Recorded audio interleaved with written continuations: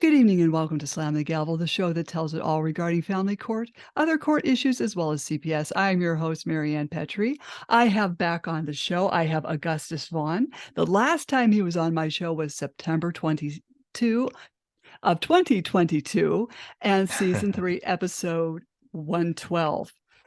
And he's back on again. We're going to talk about quite a touchy subject of prearranged marriages and personality disorders. So I welcome you to the show, Augustus. How are you today? Greetings. I'm doing great. Thank you for having me again. I'm glad you're on. Because Thank you. we touched on our podcast the last time. We just touched on it, prearranged marriages and why they could be a good thing. Yeah. And the good thing that we touched upon was that families know each other because the mother and father are married, the other parents are married, they all know each other, they come from stable homes, environments, so they want to have their son or daughter marry into a stable environment. At least that's the plan. Yeah. Yeah. That the discussion we had last time was great. And just the fact that we went into this arena just for the brief moment that we did in our last episode, I'm really glad that you would have me back on to go deeper into this one. Oh yeah, it's a fascinating subject. I remember it was my mother that said, they prearrange marriages for a reason or something like that. Yeah. But, in some countries, if it's prearranged, they don't allow the person to refuse the partner they're being offered, which is bad. Yeah, that's bad. Yeah, that's bad territory there. And before we jumped on here, we were looking at some statistics, and they were global statistics. The arranged marriages have an average divorce rate of just 4%, where everybody else is at 40 to 55%. Wow.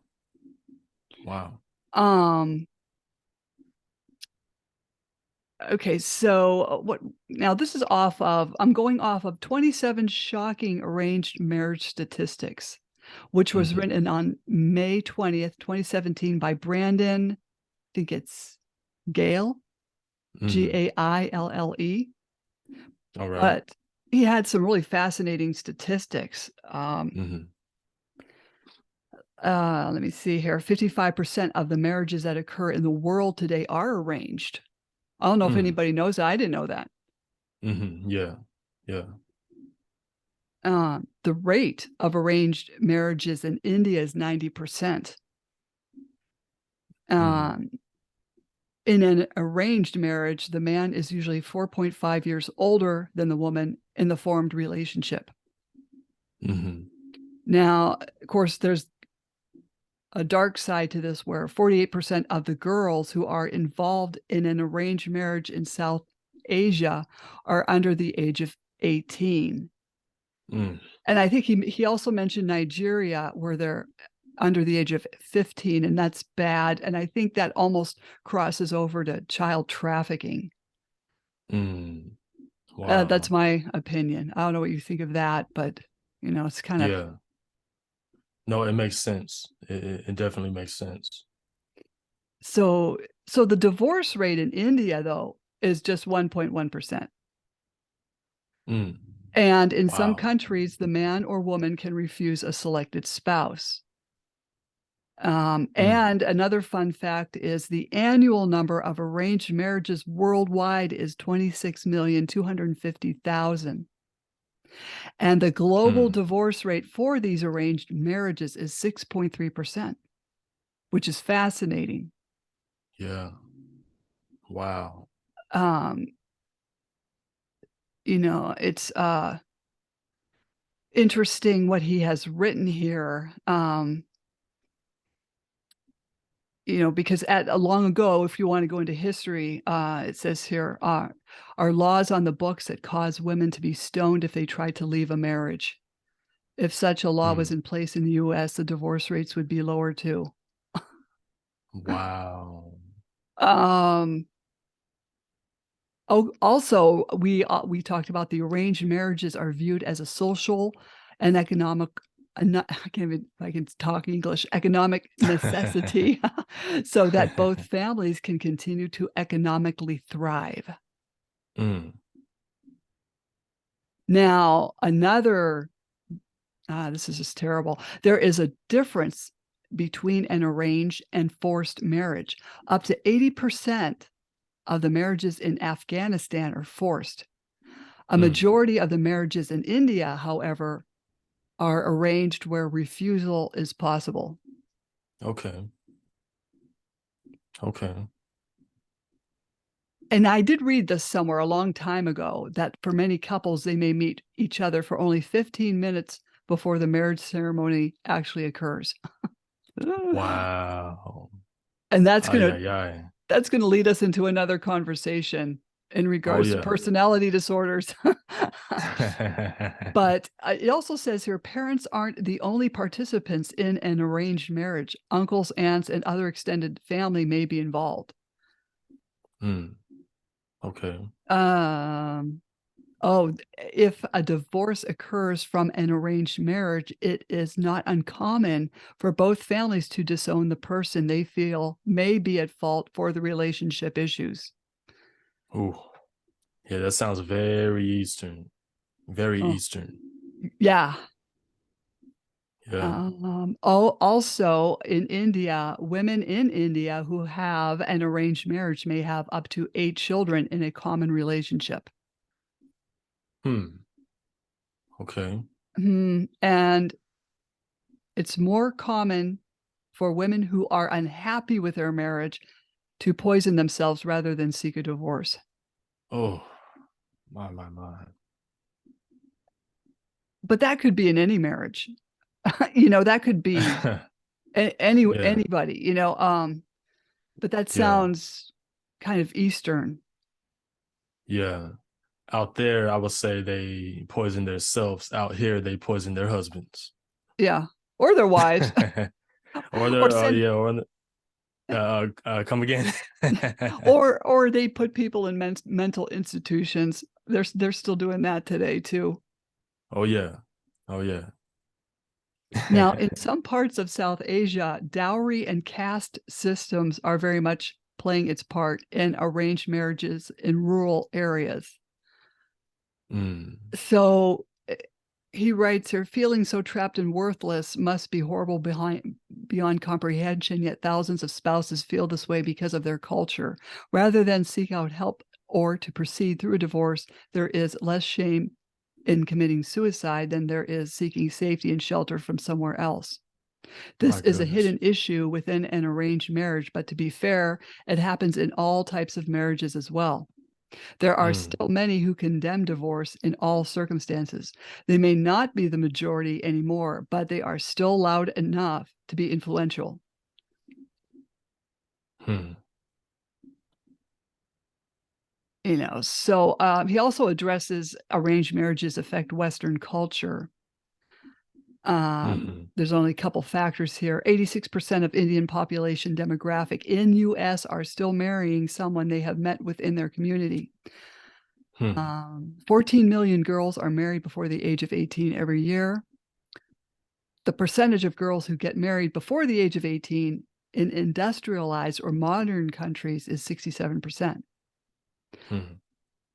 And one out of every 9 girls in the developing world is married before the age of 15. Hmm.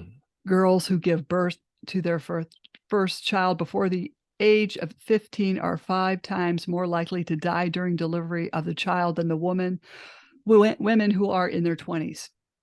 Hmm. And there is an increased risk of HIV and AIDS transmission when young arranged marriages are enforced. Huh. That's interesting. Yeah, I don't Sounds like they threw that one in there. yeah, I don't know what that yeah. Girls who are in an arranged or forced marriage before the age of 18 are more likely to describe their first sexual experience as a forced experience. Mm. Um, All right. Despite all of this, up to 85% of parents believe that their children will have a better life than they had themselves. Mm-hmm. People in the United States are 5 times more likely to be married 3 or more times than people in India are to be divorced just once. Huh. Huh. Yeah, that's this. Well, I don't know what Yeah. to think of that. Yeah. This two things that I have against this article here. The first thing I will have to say is there's not a fair comparison here. Um, First, there's not a fair comparison of the issues of arranged marriages versus non-arranged marriages or non-traditional marriages. Um, Second of all, I can hear a real narrative in this article here. It's obvious that they're pushing people to not go towards arranged marriages, kind of pushing the people to do what they want. That I have a big issue against because when there's a agenda behind education, there's going to be a little bit of untruth in there, a couple of exaggerated truths that would paint a picture that isn't really realistic, to take a rare situation and to make it look like the norm. I have a real issue with that. But other than that, those are some very interesting uh, keys and facts in this article so far. Were you gonna continue going on it, or what, are we reaching the end of it? Well, I mean, I have been watching House of Dragon. I don't know if you're watching that No. series right now. No, I heard of it though. Okay, this was season 1, episode 3, where Okay. the king wanted his daughter to marry, uh, and she was rejecting all these suitors. And so, but the thing was, they were saying, well, this was kind of weird. The king had remarried after his wife died. So he still Mm, has his other daughter that he had with that woman that died, who's a yeah. princess. So Okay. when he remarried, he had 2 kids with this new queen. Okay. And Hmm. so they said, well, there's an option in so many words. I can't remember how the one guy worded it was, we could sign a contract where when this little boy grows up, then he can marry your daughter. And I looked Mm. over at my husband and I said, is that what I just heard? I, and the king, he just thought that was crazy. And he said, absolutely not. Yeah. But yeah, I just, they were doing this for economic purposes Hmm. to keep the money within the families. Hmm. Hmm. Yeah. But what do you do if you're in this arranged marriage and you're miserable? Mm. Yeah. And it's this is where I think we could kind of tie personality disorders in with this Mhm. um real easily. There what I would like to say though, um, it helps when both families have their stuff together. Yeah. Um, it helps when both parties that sign up to arrange a marriage between their son and daughter. Uh, it helps when the son was raised by both mother and father. Mhm. It helps when the daughter was raised by both mother and father. Um, it helps when both parents or both set of parents raise their kids under godly principles. Mm-hmm. These things get real confusing when people take on different gods. Mm-hmm. It just gets, there's really, the sky's the limit, because with a lot of people's gods, the sky's the limit with their gods. And, when you have a family that worships a god that is all about fertility, Mm-hmm. but then they're going to marry their son off to a family that is into witchcraft, Mm-hmm. and they believe very strongly in erotic witchcraft. Mm-hmm. These aren't the best type of principles to raise a family on, Right. or to start a family on. So when it comes to arranged marriage, the best way for this to work is if it's under godly principles. Mm-hmm. Mm-hmm. And just if I would, for a moment, I would like to bring up a scripture. This is very ancient. It's a very ancient reference for those that, question the word of God or things of that nature. But Genesis chapter 2, verse 24, we see something here, and we see that arranged marriage is a God-based institution. It's a God-based institution, because for anyone that remembers this story, it's Adam and Eve, the Adam and Eve garden story. God created Adam, then he created Eve. And this is what Adam said when God brought Eve to Adam. He said, and let me see, we can start with verse 23. And Adam said, "This is now bone of my bones and flesh of my flesh. She shall be called woman, because she was taken out of man." Verse 24, "Therefore shall a man leave his father and his mother, and shall cleave unto his wife, and they shall be one flesh." Mm-hmm.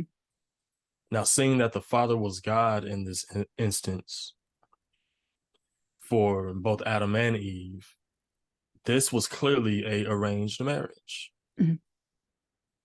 But the reason why this worked is because it was a arranged marriage under godly principles. It was under God.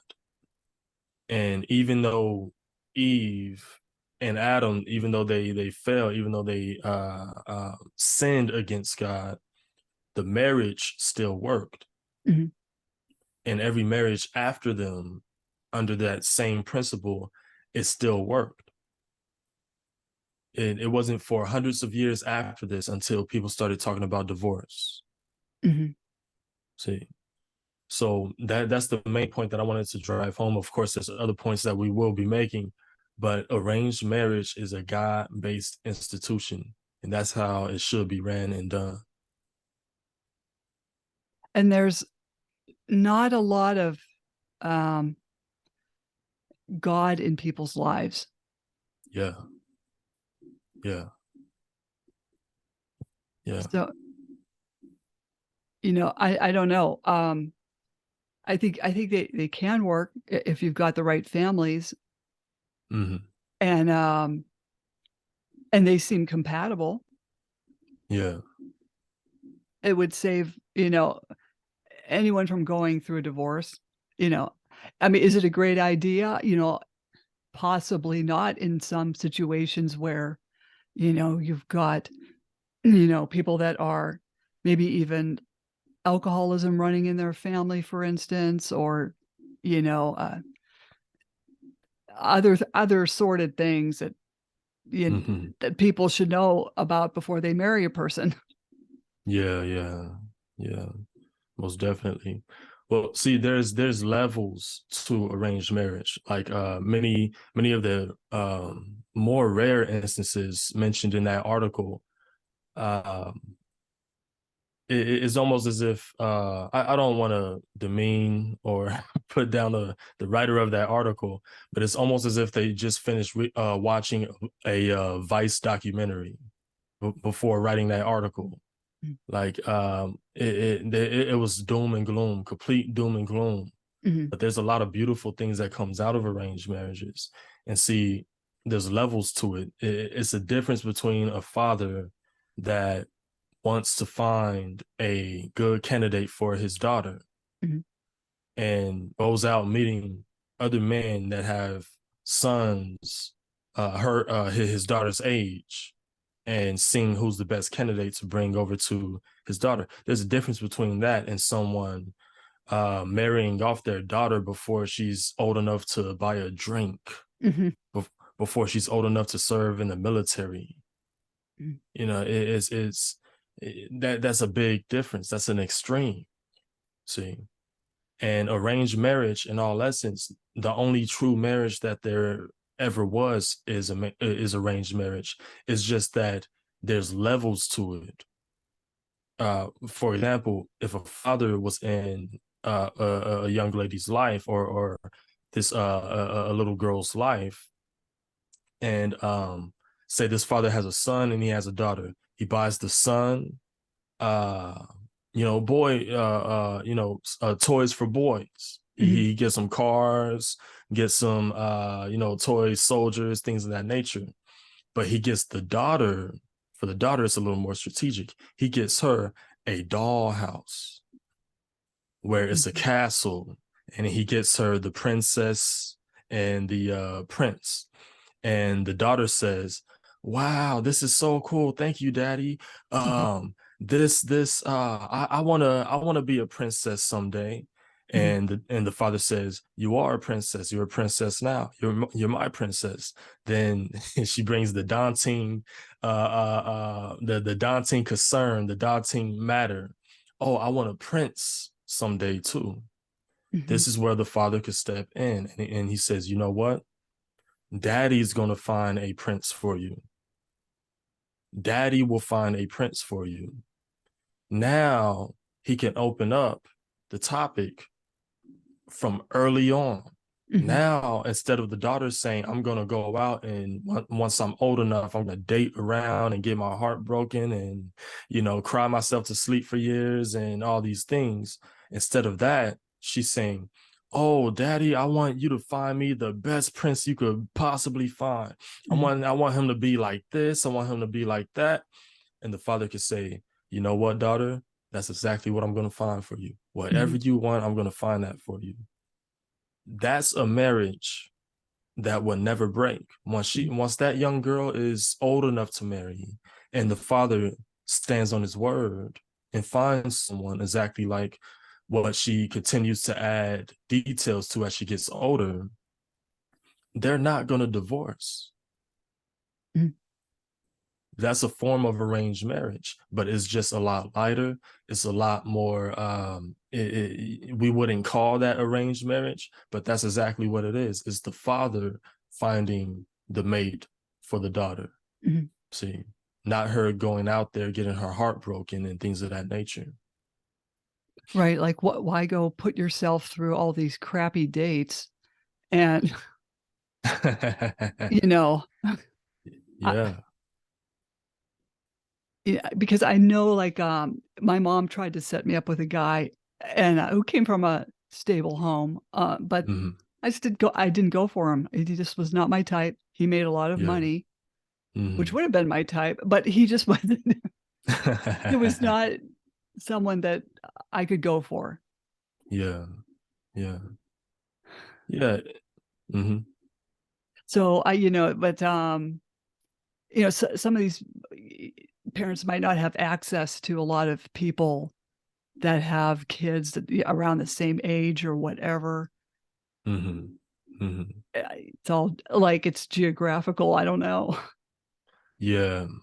It's well, there's a lot of components for us in this country. When we zero in on our country, on the US of A, we have our own special problems that people on the other side of the world wouldn't even fathom of dealing with.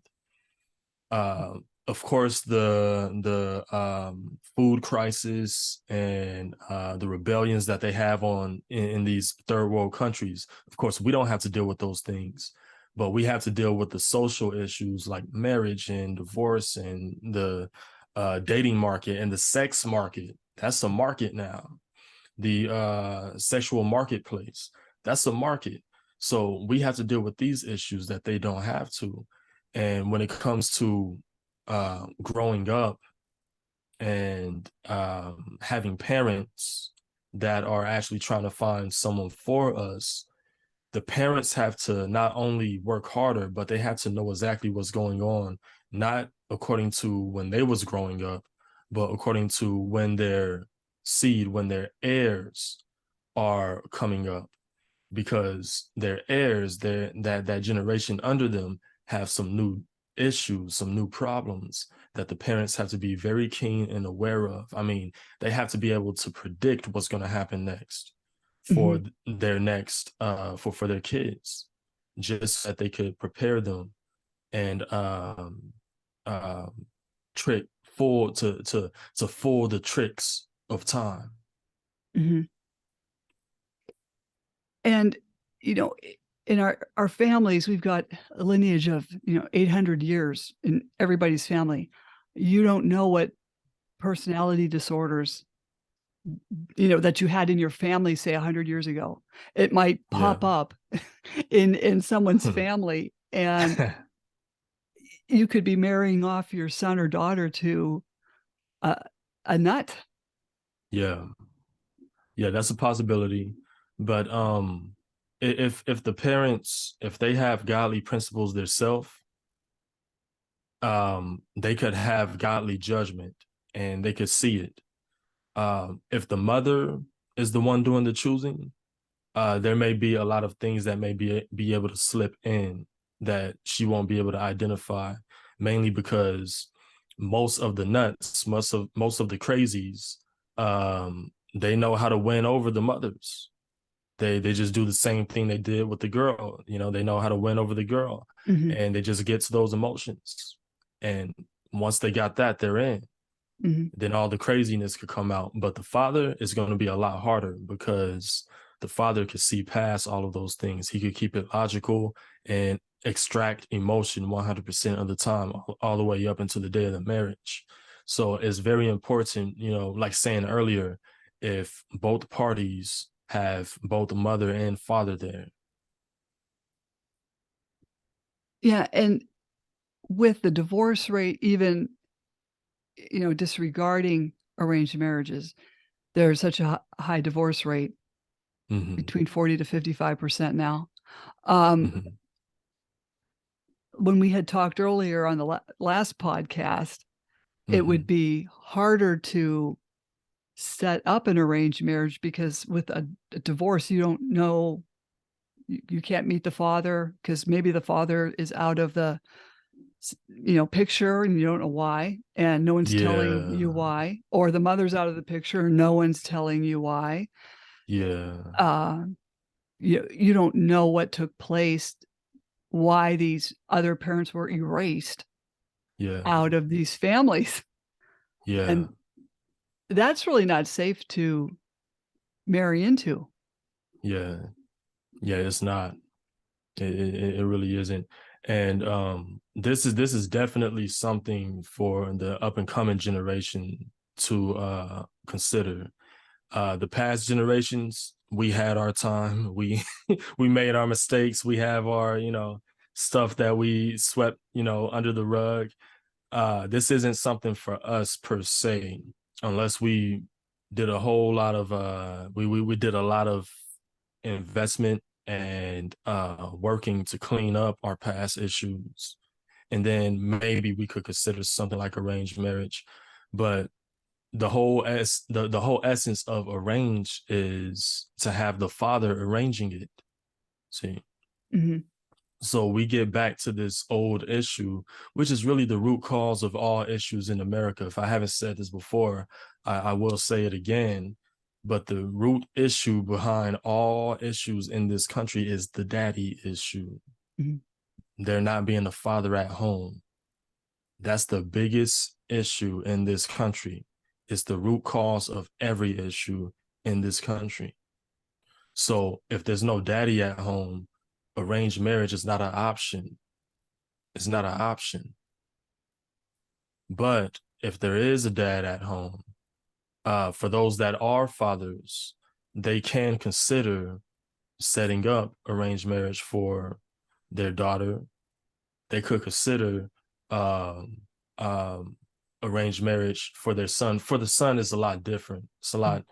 There's a lot more freedom for the men, for the sons. But in all essence, there should be freedom for the daughters too, where she can refuse. That should always be there. No one there shouldn't be force behind anything. It should be set on a platter to where the father brings this son or this candidate to his daughter, and it's like this candidate should be, everything should be laid out on a platter, and everything should look good to the daughter, to where she says, "Dad, if you mess this up for me." Yeah. Yeah.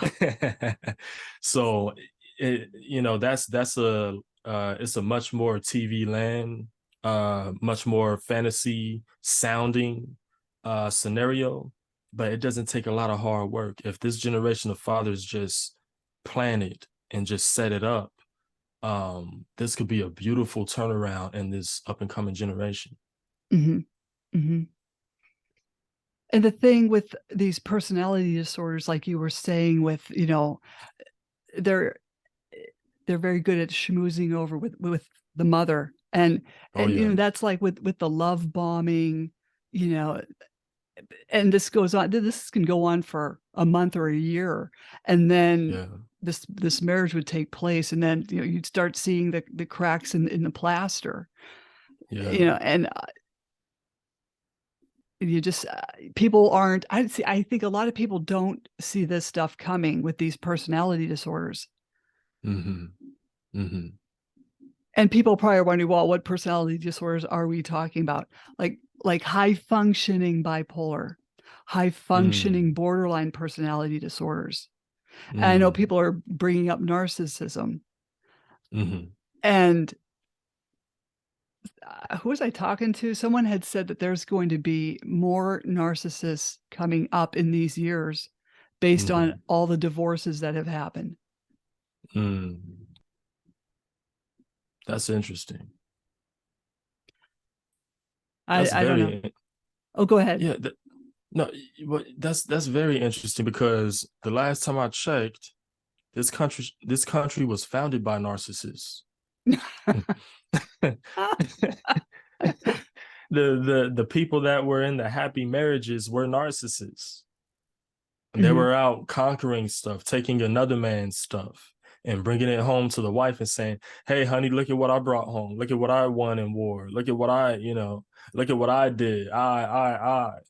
And then he brings it back to the wife, and but that's these. I see the statistics, and I see a lot of these issues and disorders. And as a man of God, I can honestly and boldly say that many of these issues aren't as big as they're portrayed to be. For every new issue that comes out, whether it's bipolar, ADD, schizophrenia, any of the new stuff or the old stuff, there's a medication for it. There's a drug for it that doesn't help it. It just, or I'm sorry, it doesn't pacify it. It just, it simmers it. It helps simmer the issue, but it doesn't eradicate the issue. And at some point, someone has to wake up and say, "Man, someone's benefiting. Someone's making money off of my issues."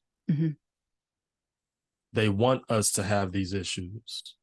See, but it's simply when we just come to God and we just allow Him to work on our personality, that we realize that these issues aren't really, they're the matrix. They don't really exist.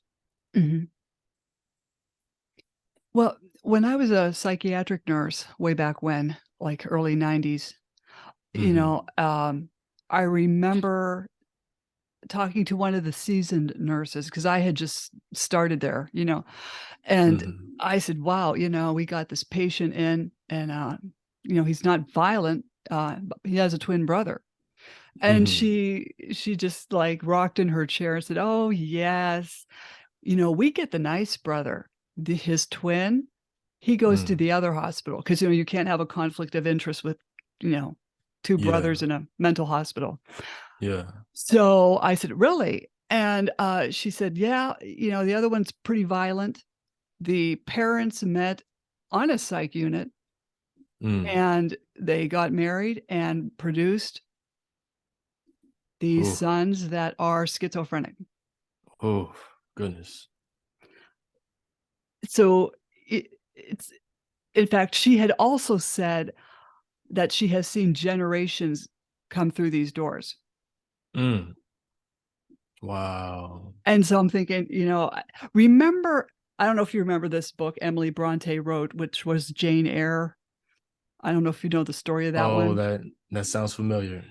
Yeah, well, they've made movies about it, about this young girl. She gets out of schooling to be a teacher, and Mm-hmm. she's employed by this rich guy in a mansion.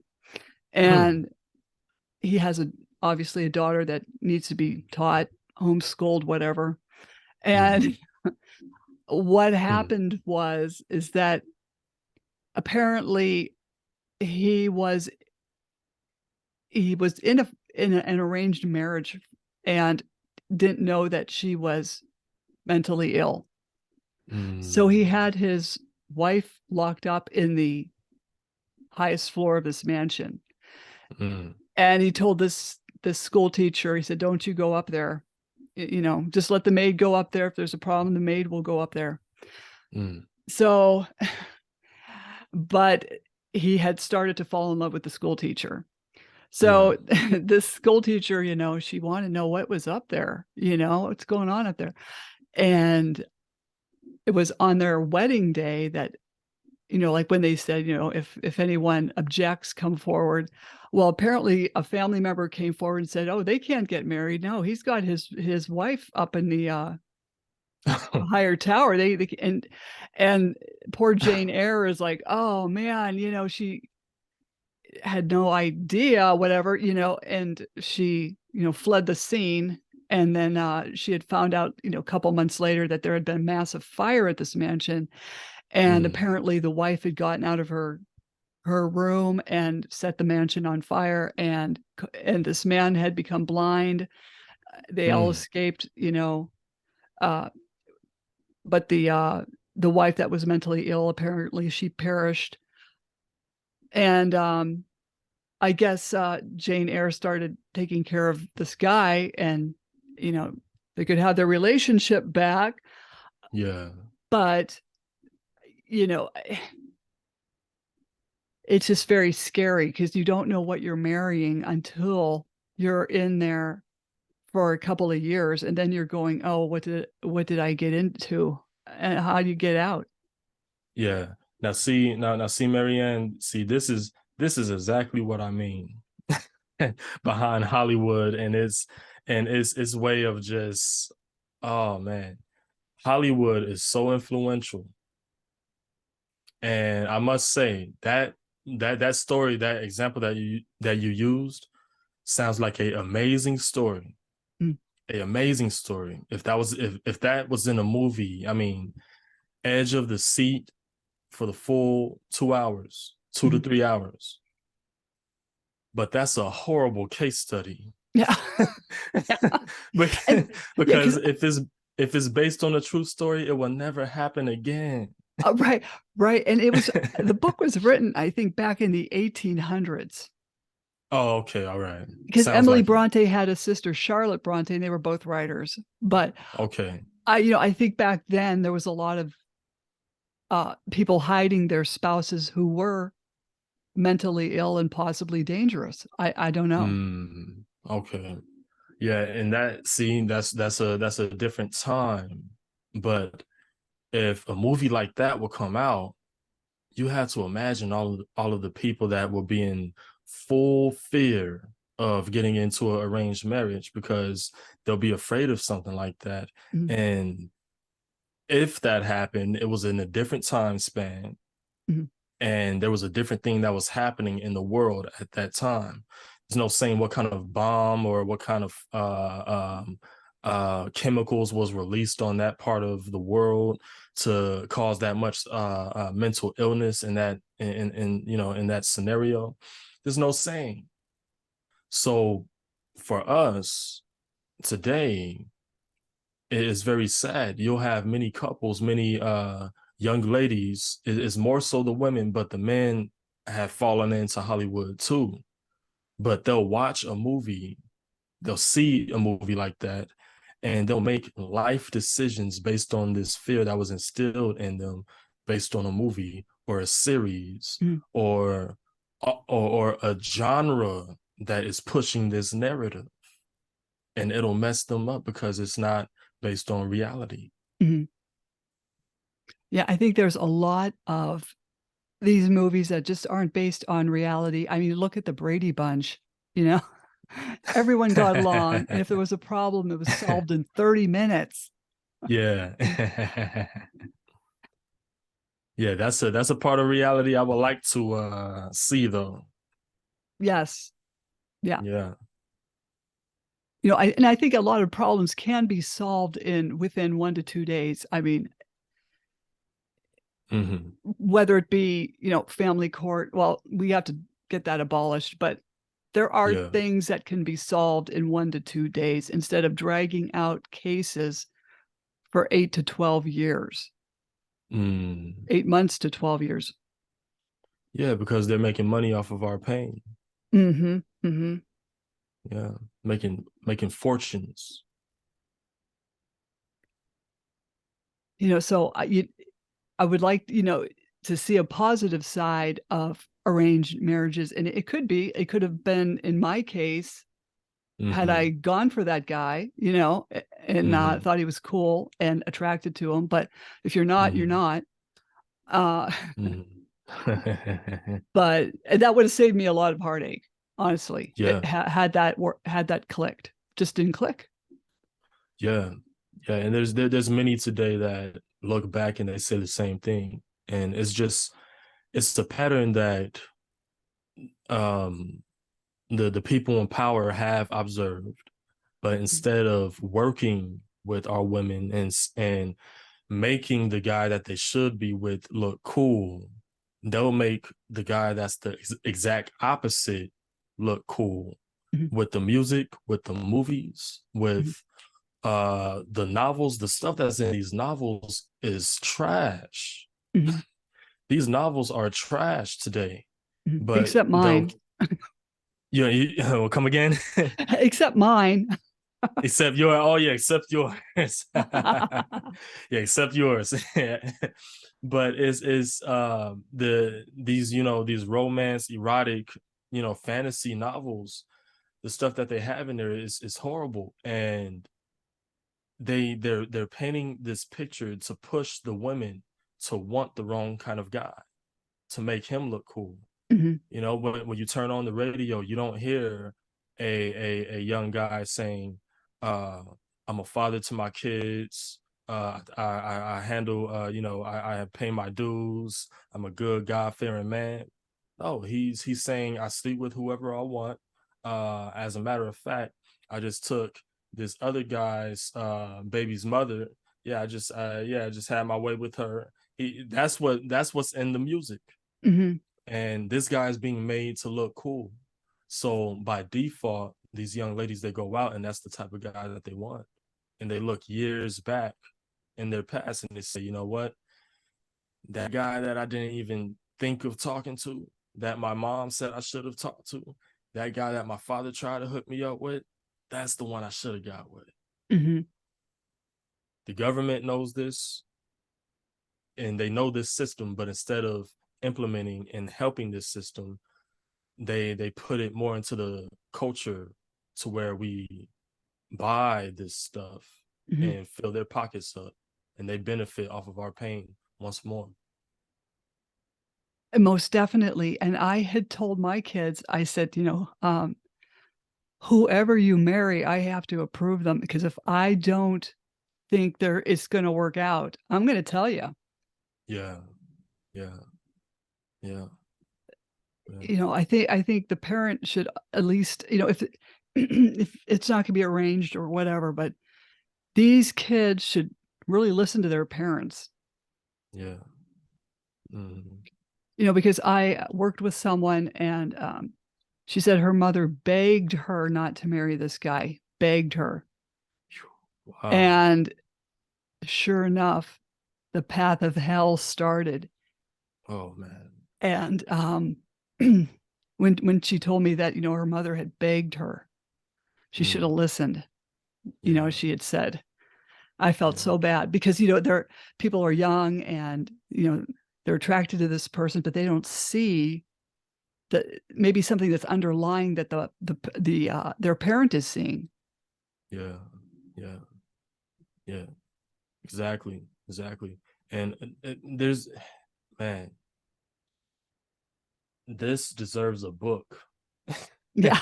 Yeah. This deserves a book, but it's very sad. But a lot of the young ladies, I won't speak for the past generations, even though I do believe there is a lot of truth in it. Um, I'll speak for this generation specifically. The young ladies, they don't realize it. They don't really know what they want, but what they do want, they don't realize it, but they want whatever their influence wants them to want. So if their influence is or are these movies, if it's these novels, if it's these magazines, Mhm. if it's these TV shows, these reality shows, which are not seeped in 1 ounce of reality, if these are the things that are pushing this young lady to want certain things, that's exactly what she's going to look for. That's what she wants. She wants what she sees on TV. Mhm. And a lot of these young ladies, they don't realize it. They know they want what they see on TV, but they don't realize how hypnotic it is, how much it's like hypnosis. They're Mhm. hypnotized by this stuff. And when they see anything that reminds them of what they want on TV, they Mhm. go for it. They can't say no. They can't even say no to it. Mhm. That's how dangerous it is. Mhm. And TV is trash. I'm sorry. Yeah. Yeah. And it's almost like, and I'd been thinking about this. It's almost like a brainwashing from when a little kid, a little girl, parents take them to, their relative's wedding, and they see this Mm-hmm. beautiful bride come down the aisle in this $2,800 dress, whatever, you know, Yeah. and so they're like, "Oh, I wanna dress up like that. I want that," I wanna. So what they're visualizing is just the material parts aspects of a wedding proceeding. Yeah. They're Yeah. not seeing what happens after the marriage, and how that at times it can be boring, and then how that you have to also work at it. They're not Yeah. seeing the full picture. They're seeing all this lovely stuff. Yeah. Yeah. So, I mean, it's like we're doing this to ourselves. Mm-hmm. Mm-hmm. Most definitely. And it it goes back to the daddy issue. When there's no father at home, it's just multiplied. It's a multiplier, and the sky's the limit. Mhm, Many of these fathers, even for some of them that are at home, um, they don't they don't run the home, and they don't run it under godly principles. mhm, You know, it's very difficult for a man to tell his daughter not to wear something when he can't tell his wife not to wear something. mhm, if the mhm, if he tells his if he can't say to his wife, hey, where do you think you're going wearing that? There's other men out there. Do you do you know how they're gonna look at you? And he can't tell her that, without hearing her saying, well, you don't own me, you don't run me, I'm gonna wear what I want to wear. I mean, what does he think the daughter's gonna do? What mhm, does he think the daughter's gonna wear? And by the time he has a daughter that's old enough to wear that stuff, he's not even going to try to say anything because he's been so conditioned by his wife that, hey, just keep them happy, just keep them happy. So that's another issue too. There's the daddy issue, then there's the daddy not being able to be a daddy issue. Yeah, you're Yeah. right. Yeah. Um, because like when people were talking about marriage and things like that when I was younger, someone's got to rule the roost, Yeah. Mm-hmm. and it could be the wife or it could be the husband, Yeah. Yeah. or they could just do it equally. But Yeah. usually there's someone ruling the roost. Yeah. Yeah. There's always someone that has to be running the show. And man, when you bring these things up, then you tie in personality disorders. Um, it's a real issue. It's a real problem.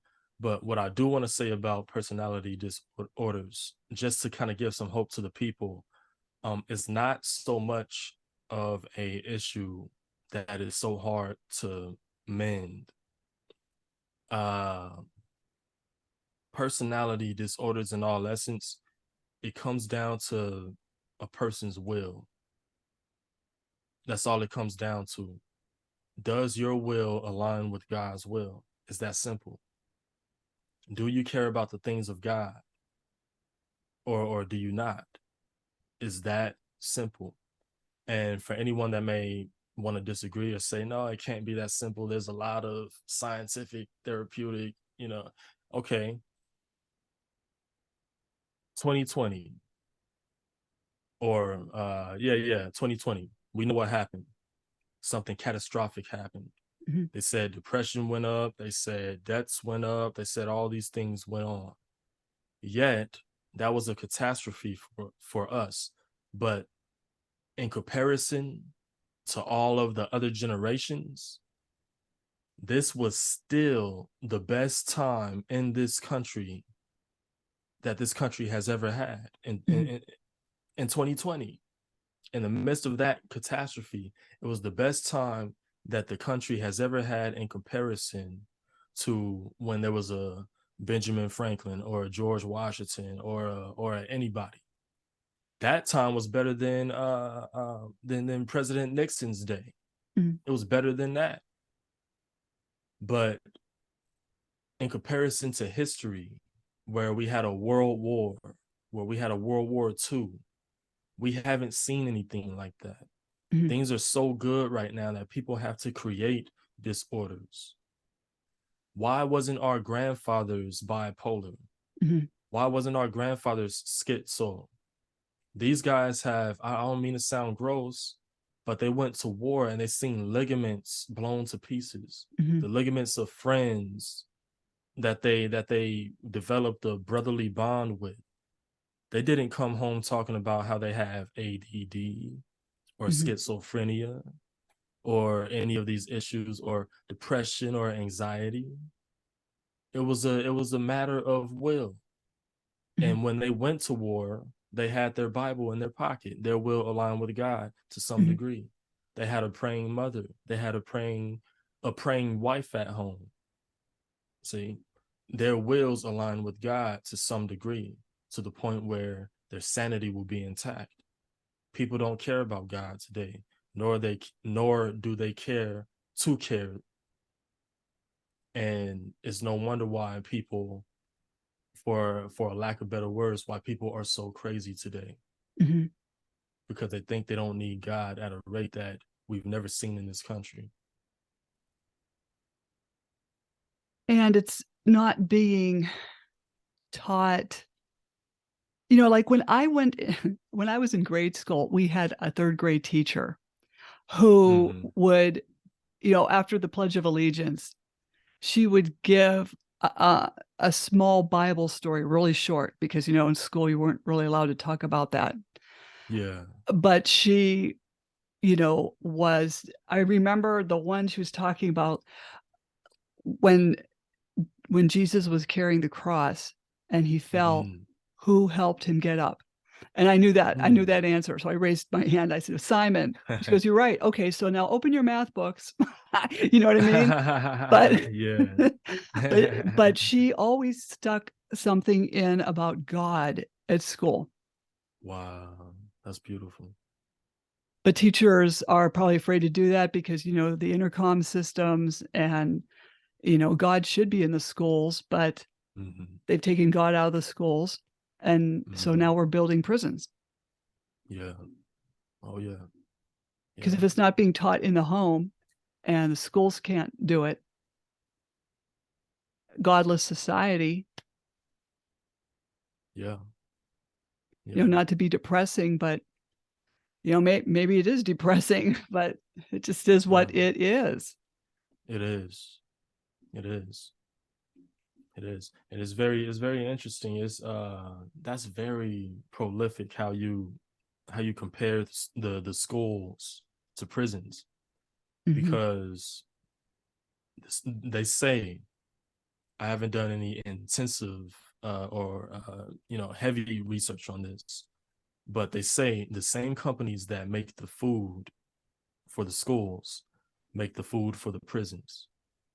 The same companies that make the uniforms for the schools make the uniforms or the clothing for the prisons. The Oh, same man. companies that make the appliances like the tables and things of that nature for the schools, they make that for the prisons. They even have to go to their classes in a single file line. They all have to they all have to go from class to class or session from session in periods, just like the prisons. See, so when you take God out, that's exactly what people are being trained to do, to be in some kind of prison and or to end up in a physical one. Mhm. People have to bring God into the schools. And if they can't bring it into the schools, the parents should at least put it into their kids so that the kids can bring it into their schools, Mhm. at least through their character. Yeah, Why wouldn't I'm sorry, go go ahead. ahead. Well, I probably shouldn't say this, but you think about it. Why wouldn't a kid that's being bullied, why wouldn't he shoot the place up? Why not? There's no God in that place. Mhm. See, and there's no God in that kid. Mhm. People are surprised when they see the issue, but when the solution is there, when the solution is present, they just ignore the solution. The solution is God. Mhm. And they're, medicating these kids, which is Hmm. another podcast on its own. Yeah. Oh, yeah. But, that's pretty creepy you said that. I didn't, between the schools and the prisons, because I remember sitting at the lunch table and it was all metal. Yeah. Yeah. Everything, the seat was metal, Yeah. that's creepy. Yeah. It is. It is. And if you think about it, walking in single file, you're right. Hmm. Yeah. Yeah. It's like an episode of I don't know if you've seen this show, but it's like an episode of Squid Game. Mm, You know, completely indoctrination, complete indoctrination, and institutional, um, uh, making people institutionalized. mhm. You know? Yeah, that's for sure. Yeah. I think that's what our society has evolved into, Hmm. Yeah. you know, but I don't want to keep you here too much longer. Is there anything else you'd like to add? Maybe um. something positive. Yeah, something positive. Man, all right. So arranged marriages, it is a God-based institution if you put God in it. If you don't have enough time for God, don't even think about it. Personality disorders in the home, whether it's arranged marriage or not, um, these issues are all eradicated when one comes to God. When a family comes to God, it's the answer, not the universe, not Buddha, not yoga, not their diet, not God within their food. No, come to God. And when people do that, and then they ask the questions later, then they actually get feasible, logical answers. See, and for Mhm. those that have issues coming to God, it's simple. God's very simple. He just wants you to believe one time. You don't have to believe in him your whole life. You Mhm. believe in him one time. If you believe that one time with all your heart, he reveals himself to you. Now you know him for the rest of your life. Mhm. You know that he's real for the rest of your life. And you don't have to believe in him for the rest of your life. You don't have to believe in something that you have proof of. You Mhm. have proof. And he's the giver of evidence. He's the giver of that proof. See, it's that simple. Well said, and thank you. Don't jump off. All right. I was gonna ask you, how can people reach you if they have any questions? Right now I'm on PayHip.